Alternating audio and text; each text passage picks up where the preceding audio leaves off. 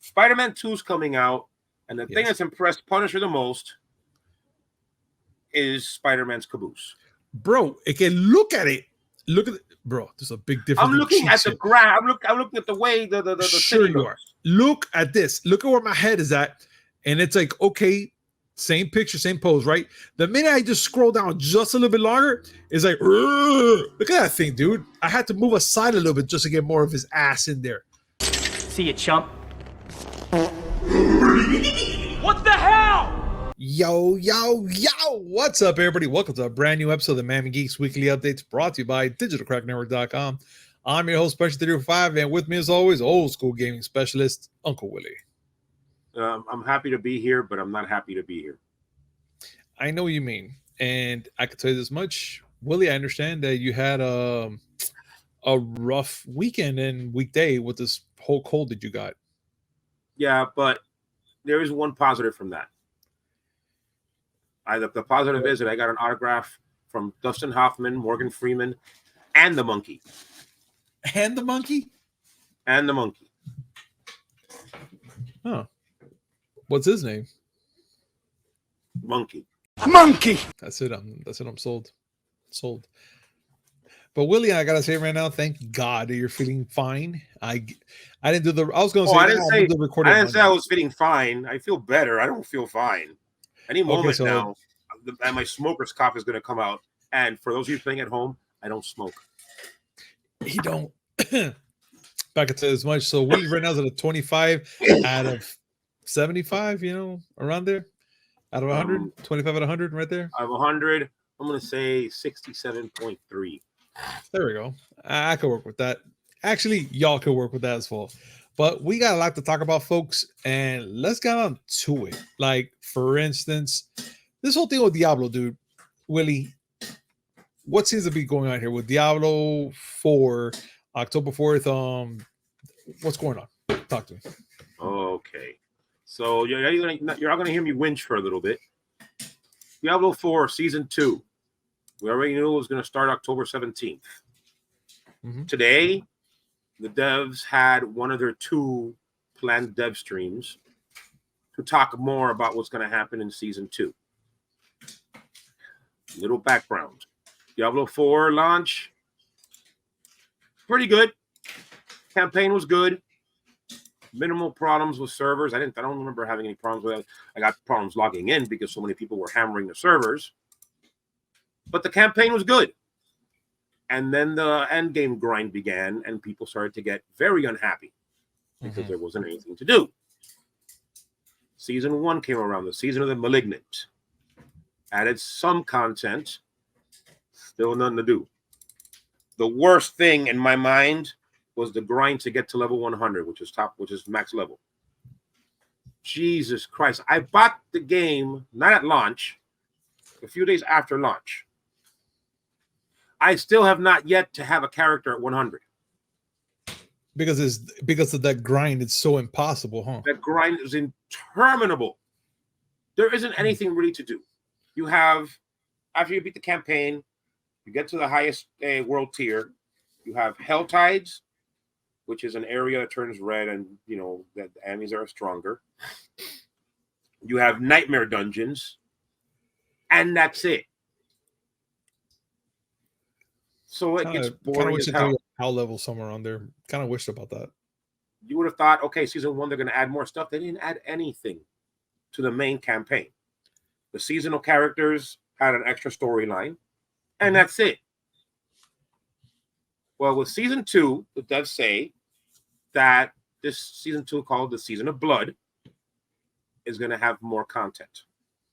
First, Season of Blood. Last time it was the Season of the Malignant, which is like, you know, infected people. People infected by some weird thing that turns them practically into weird-looking zombies. This time, Season of Blood, guess what we have? What we got? Vampires. Blood. Okay. Get it? Okay. The story is there's also going to be a seasonal campaign that has its own storyline, whatever. But they're adding a lot of stuff to the main campaign, was called the Eternal characters. Alrighty. The grind to 100 they say it's going to be easier because they're adding more stuff in between. More bosses, more things to unlock, more things to find. Okay. Sounds interesting. Just saying that the grind to 100 is going to be reduced by as much as 40%. Makes me happy. All right. So When I then tell you about yeah, there's a cough, guys. But okay, so then it comes to my question right now, Willie. So right now they're going to be reducing this by 40%, hopefully, meaning that you guys are going to get reached 100 a whole lot faster than before. So that means all your characters that you really wanted to level up to 100 or past that, it's going to be a whole lot easier now. Which, okay, yeah, I'm just pretty much trying to repeat what you just said. But my question is, why did they think about this in the beginning? Didn't they know that Diablo was mainly to do that, to level up and get better, get faster, get stronger, get more characters, more things in there, just to get to that point of in the game? These are the things that I feel they screwed up on. Personally, I mean, other people will have other things. Number one, end game. Once you beat the campaign, around level 45 to 50. Okay. After you beat the campaign, the only thing that you can do is get yourself up to the highest world tier, which is world tier 4, and grind out nightmare dungeons and hell tides until you ding 100. And it's the repetition that gets people. Right now, I'm level 96, almost there. All I can do is keep doing nightmare dungeons. And keep. What happened if you just do? What happened if you do a story mode again? Will that help you increase it faster? Or no? You can't. Oh, you can't. So you can't go back to it. Once you beat the campaign's done on that character. You have to start a new character if you want to redo the campaign. Yeah, sucks.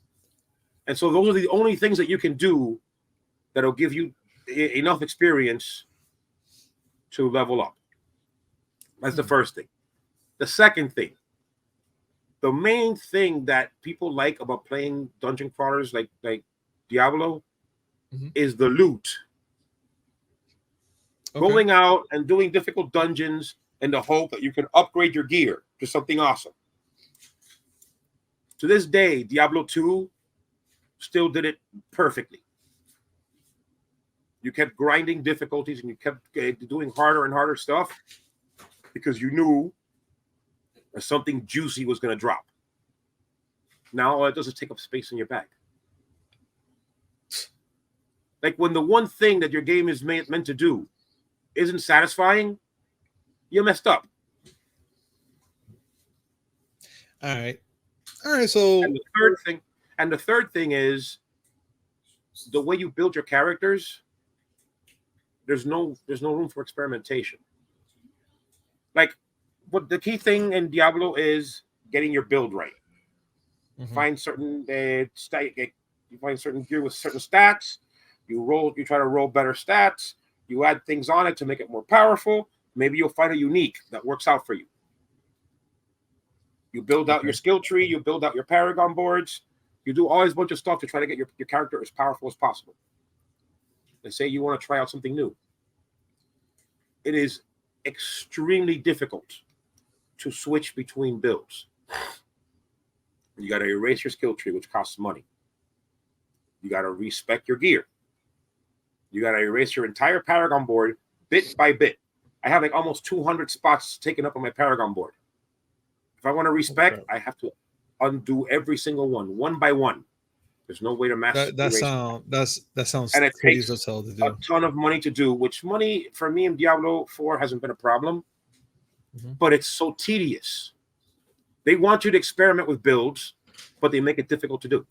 These are things that they should have known. For all the grief that people gave Diablo 3 is more fun to play right now. Okay, I can see that, and I'm kind of curious now on our audience if they're playing this. Guys, what do you guys think of everything that's going on with Diablo 4? Do you guys agree with everything that Willie's saying, or do you have any concerns about it, or do you guys share the same similarities about the game having this type of difficulties? Please comment down below. Let us know your thoughts. let's have some conversations about this. But let's get down to the nitty gritty, Willie, which honestly, I really want to talk about this. And it's the whole thing with the fans defending Marvel's Spider-Man 2 from those who say the 30 hours is too short. Look, I'm not sure why do they need so many hours in a game. I really don't. Back then, like when I was a teenager, maybe I'm like, oh yeah, 30 hours is nothing.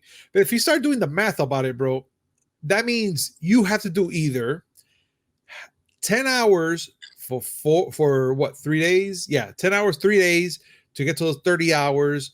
You could do 2 days, 15 hours, or you could just blow your load and do 1 day and change without sleeping to beat this game. But guys, what's the whole point of like trying to say that 30 hours is too short? There's still a story in this game that you have to go through anyways. And if you're going to be doing the whole story mode, I think it's worth the time. Hell, Miles Morales, I think was around the 30 hours ish around there, Willie. I'm not too sure. It was shorter. It was shorter. Huh? Yeah, it's a little shorter. Yeah, it was a little shorter, and it still got praised as a great game, even for a short game. So why is everybody else complaining about this 30 hours? What do they want to accomplish, or what they want more from a game like this? Honestly, I would say if they're gonna do 30 hours, that means they're gonna probably focus on what, 2-3 main characters tops, maybe, or maybe the main 2 that we have there, and give room for the other characters. Not to blow the load on one, like blow their loads on a bunch of them in there and just say, okay, that's it. Spider-Man 2 has all those characters now. Now what? I don't know. That was Spider-Man games. Let's put things in context. First of all, go ahead.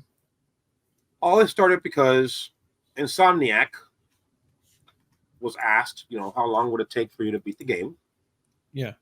And they said, generally, we're looking at about 17 hours for the main campaign and double it, so 34 hours, if you're going to go for a completionist run. All right. That means getting the platinum trophy. But someone posted on Twitter, it's called Twitter, I don't care what Elon Musk says, said that they got an early copy of the game, and they got the platinum in 30 hours. Damn. Some people threw their hands up and said it's not long enough. Let's add some context. Go ahead. Recently, Starfield came out. Yeah. Baldur's Gate came out. Baldur's Gate 3. Starfield is a game where, straight from Bethesda's mouth, you have to play 70 hours before the game starts getting good. Which, I'm sorry, if I have to do something for 70 hours before I start enjoying it, I expect a paycheck. I agree. And Baldur's Gate 3 is another enormous game. And people are getting used to that whole concept of the huge, sprawling game that takes you forever to finish. Also, people are thinking, well, games now on the PS5 cost $70. If you're going to charge me $70, I want my money's worth. Okay. And they're deciding that for them to feel like their money was worth it, it has to be a long game. 60 to 80 hours is usually the target. Remember, however, that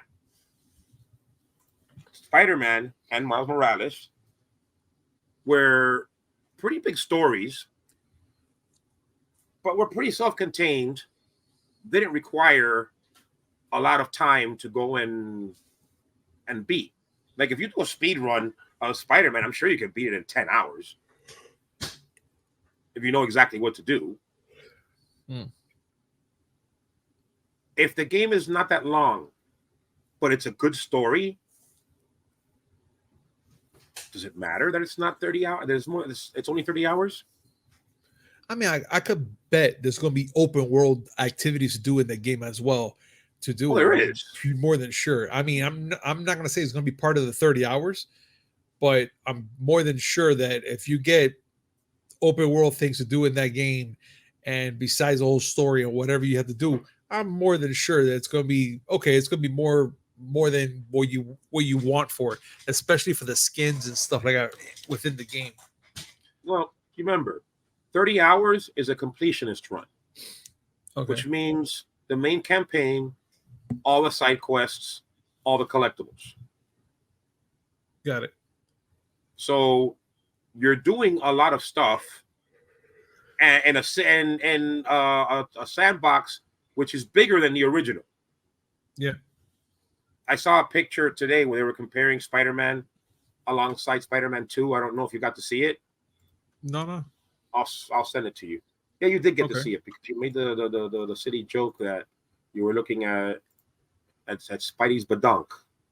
Oh, you're talking about the BBL on Spidey. I got it. Yes. Listen, I don't know why you're saying it. Just put the picture up, please. You sent it to me already? You're beginning. Yes, I did send it to you. You're beginning to make me wonder about you. Continue talking. I'm gonna You're seeing. Okay, I want you to bring this picture up because I want to make my point. I want to make my point here. All right, let me get all right. This, yes, please do. All right, bear with me here.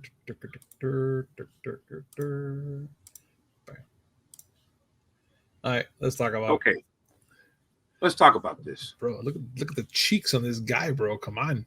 Okay, there you go. I'm talking. Okay, the picture is supposed to show the graphical fidelity of Spider-Man 2 versus the original Spider-Man, and the highlight on the post was this is the reason why the PS4 couldn't handle it. And yes, it looks gorgeous. It does. But creme de la creme over here wants to be looking at that Spider-Man's junk in the dude. Okay, guys. Yes, sure. The whole city, the whole outline. I'm like, okay, fine. But all of a sudden, I'm seeing the close up of Spider-Man. I'm like, okay, Spider-Man's okay. And I'm like, the hell happened here? Like the guy got a butt lift all suddenly, and it's just there. And I'm like, we're talking about the city or the butt here because that guy had a BBL. Maybe, I mean, Spidey cheeks. Maybe through the events of Miles Morales, he went to Cardi B's doctor. What does it matter? Most likely. I'm gonna tell you this right now. It's there. It's there, and it's big. Look at that thing. All right, I want on the record. It's like if he's on the record. Spider-Man 2 is coming out, and the thing that's impressed Punisher the most is Spider-Man's caboose. Bro, look at it. Look at it, bro. There's a big difference. I'm looking at the ground. I'm looking at the way the sure you are. Look at this. Look at where my head is at, and it's like okay, same picture, same pose, right? The minute I just scroll down just a little bit longer, it's like look at that thing, dude. I had to move aside a little bit just to get more of his ass in there. Okay, look, bro. What I gotta say is that he has a huge ass. He has a big ass. He's a big ass Spider-Man. That's what he is. Okay. Surprise! You haven't started throwing dollar bills at the screen. I'm holding a mic. You're lucky I'm not. No, I don't give a good goddamn. You're the married one. You're the one who have to sit there explaining why you're making it rain on a TV screen.